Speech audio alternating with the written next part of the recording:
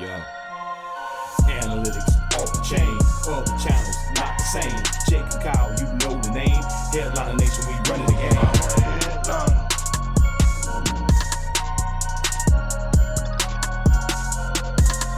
I'm a headliner.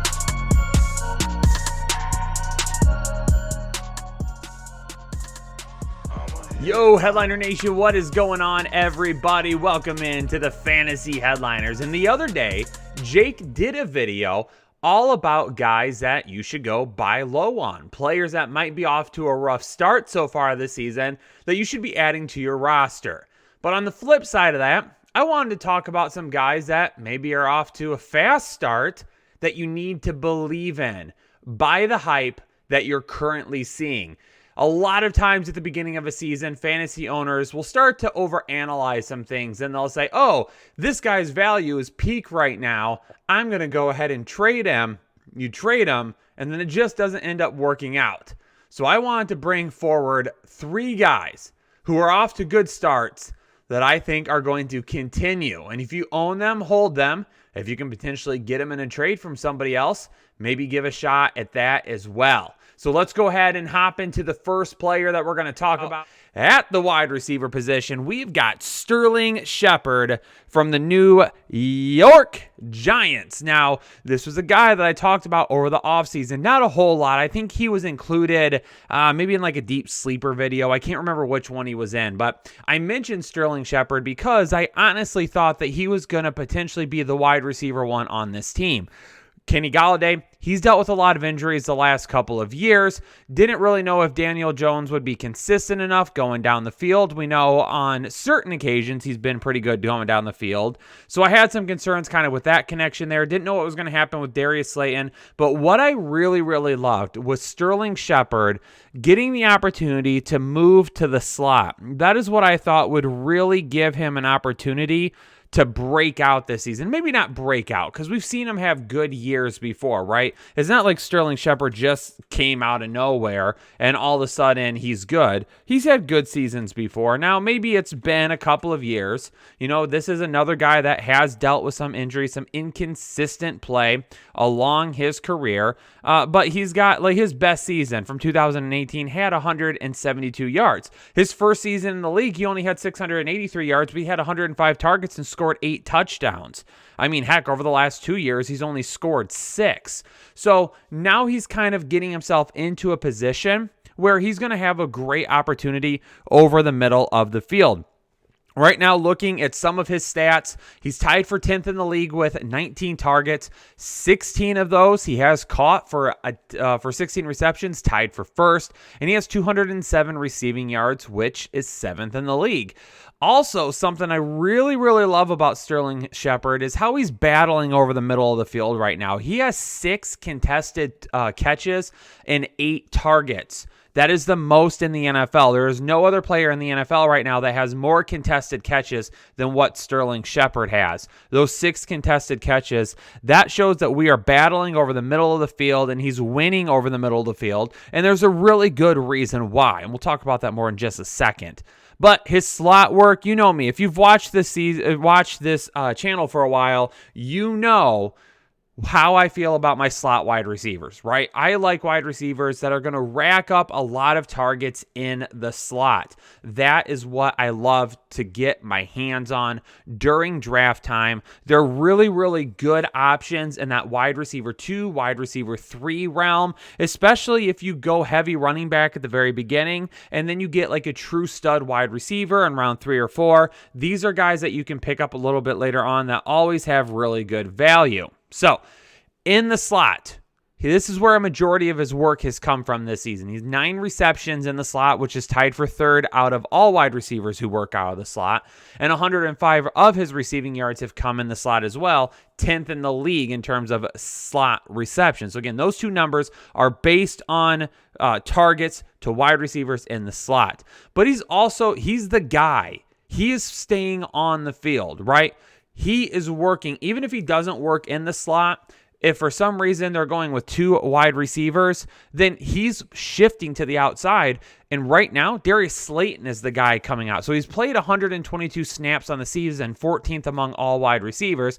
Kenny Golladay, 9 snaps behind him, and then you got Darius Slayton as well. So the reason Sterling Shepard is working so well right now is because I mentioned it a second ago, how he's winning over the middle of the field. And that is really helping him out because now we have a team in the New York Giants that have 2 legitimate deep threats on the outside. Now, Darius Slayton is more of that streak, right? He's a guy that's really going to extend the field. Kenny Golladay can do a little bit of everything, but we know based on his time with the Detroit Lions and Stafford there in Detroit when they were together, he can win down the field as well. So that is really taking cornerbacks down the field. It's taking safeties playing back to make sure that they're giving help to those cornerbacks if possible.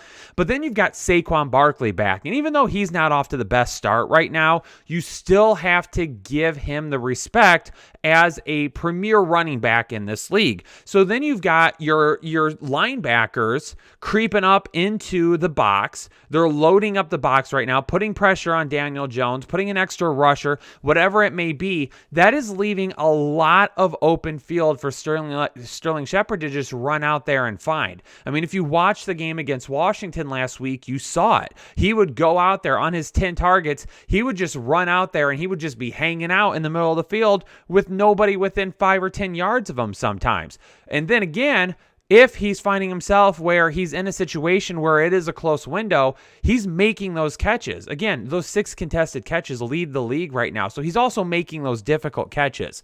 But this work from Sterling Shepard is not that big of a surprise for me. I really love this opportunity for him this year, and he's off to a great start. And if I were you, I would be buying into it. He's definitely a guy right now sitting at wide receiver 11 in half PPR formats that you can use on a consistent basis as your wide receiver 2 or wide receiver 3.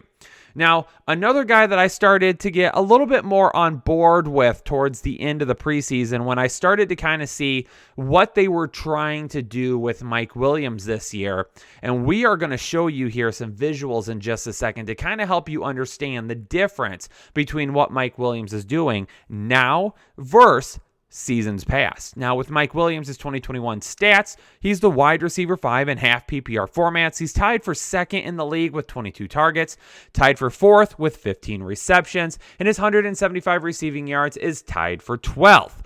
He's still a guy that is winning in the red zone as well. I mean, this is a guy that when the Chargers get down towards the goal line in the red zone, they are targeting Mike Williams. He is their guy to go get the ball. He's got 9 red zone targets so far this season, 1st in the league, and he's got 4 end zone targets so far, which is tied for 1st in the league.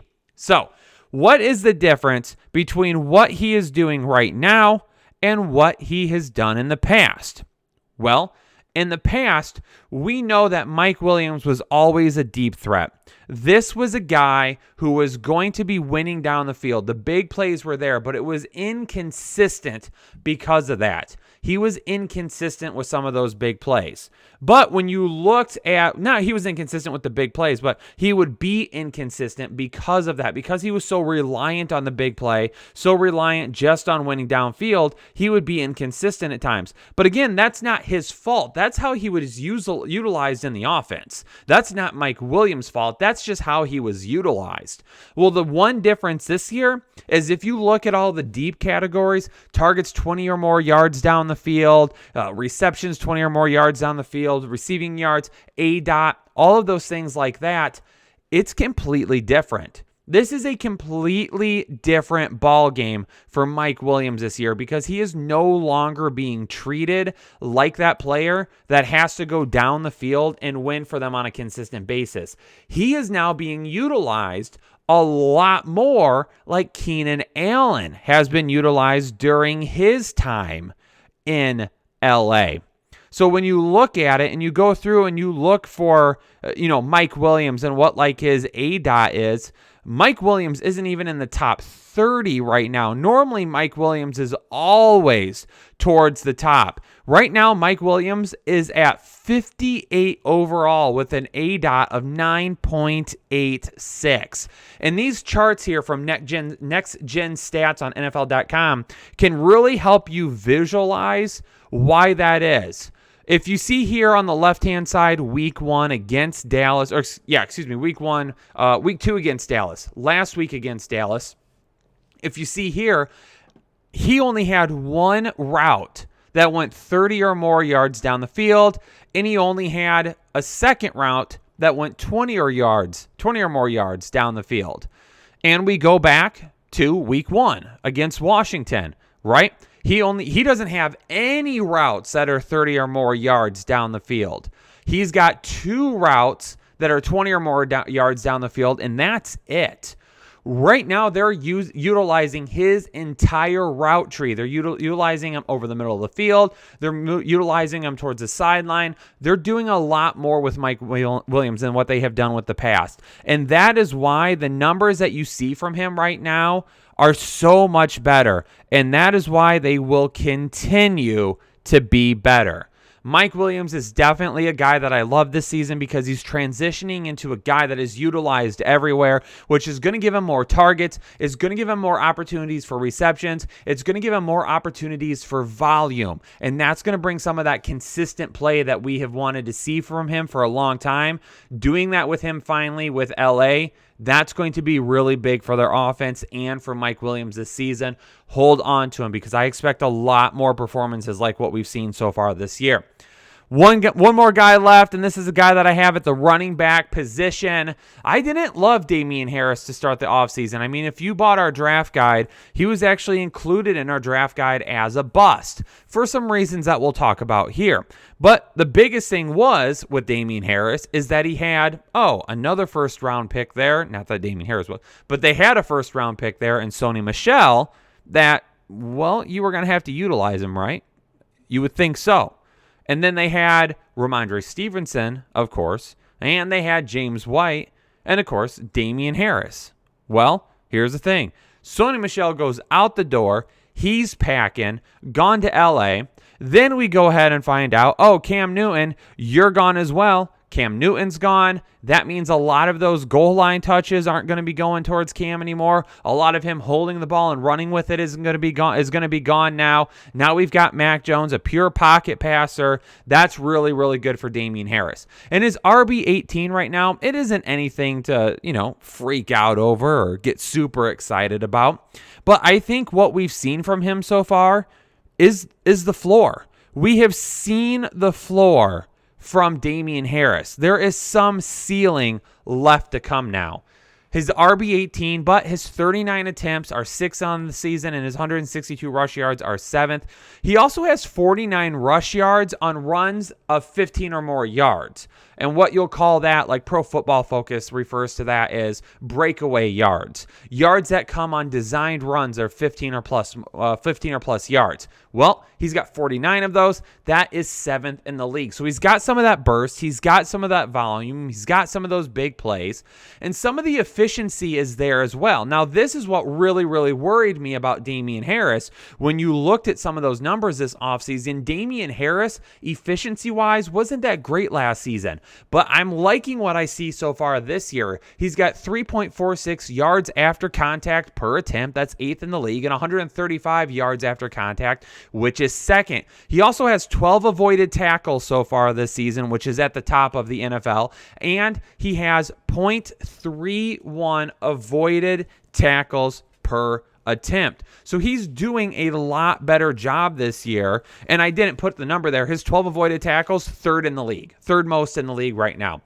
So some of that efficiency that worried me over the offseason, we're seeing a little bit more of that. He's improved on that. Now, some of that helps. Some of that is helped out by the fact that Mac Jones is a little bit more of a threat to pass than what Cam Newton was. So you're not really going to be stacking the box as much against Mac Jones as you were against Cam Newton. And On top of it, you got to respect the wide receivers that are there now, which is definitely an upgrade so far. I don't want to say wide receivers, the receiving weapons, because we got to include the tight ends there. So the receiving weapons are upgraded this season. Nelson Aguilar is there. We've got Hunter Henry. We've got Jonnu Smith. So we brought all these guys in.